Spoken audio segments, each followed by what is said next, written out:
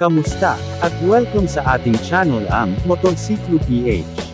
Dito ay mapapanood nyo ang iba't ibang klase ng motor, bagong labas o old model man, presyo at lahat ng kailangan mong malaman kapag bibili ka ng motor.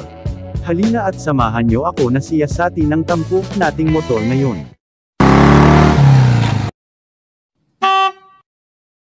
Naglabas ang Euro Motorcycle ng bagong version ng kanilang motor na Marvel. Ang Euro Marvel XI 130. Sa dati nitong version ng Marvel na 125cc. Ngayon ito ay naka-fuel injected na mas pinatipid sa gasolina.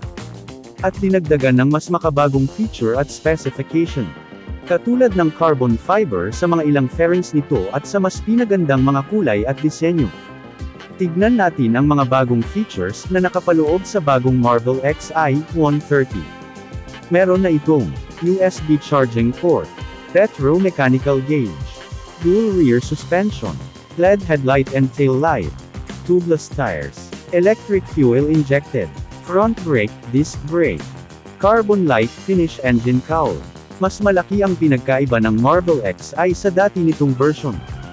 Mamaya ay tignan natin kung ang presyo ay nagbago din, at ang minimum down payment sa bagong motor na ito. Pero bago iyon, narito ang specification ng Marvel XI 130. Sa engine type nito ay naka 4-stroke, single cylinder. At sa cooling system ay air-cooled. Para naman sa bore nito ay 54mm, at sa stroke naman ay 55.5mm. Sa displacement naman ng motor na ito ay naka 130cc. Ang compression ratio nito ay 9.1:1. Sa fuel system naman, ito ay naka-electric fuel injected na mas makakatipid sa gasolina. Ang transmission ng motor na ito ay 4-speed. Para naman sa maximum power nito ay 7.5 kW at 8,000 RPM.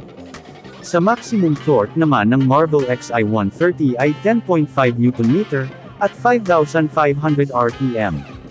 Ang fuel capacity naman ng tangke ng motor na ito ay 3.7 liters. Para naman sa suspension. Sa harapang suspension ay telescopic fork. At sa likuran naman na suspension ay coil spring suspension. Sa mga gulong naman ng Marvel XI 130, ito ay tubeless na. Ang sukat ng gulong sa harapan ay 70/90, 17 inches tubeless.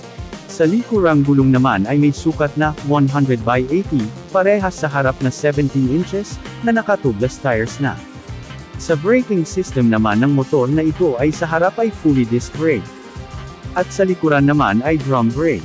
Para naman sa mga sukat ng dimensyon ng Marvel XI 130.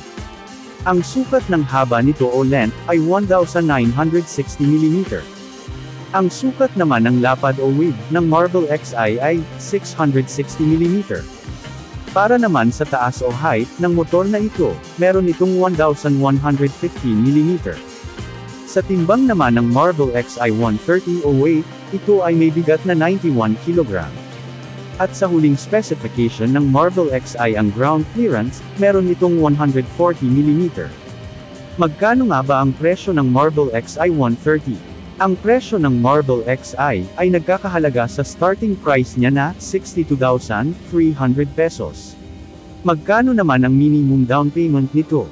Sa minimum down payment naman ng Marvel XI 130, nagkakahalagang 3,500 pesos.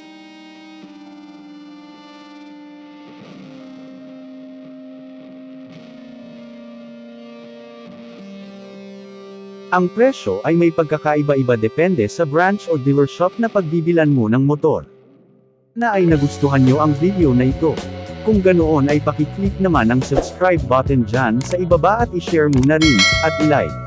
Malaking bagay at tulong na sa ating channel iyon para makagawa pa tayo ng mas marami pang video patungkol sa mga motor. Maraming salamat. Thank you for watching. Subscribe and you will have a blessing tomorrow. God bless, see you on the next motorcycle video.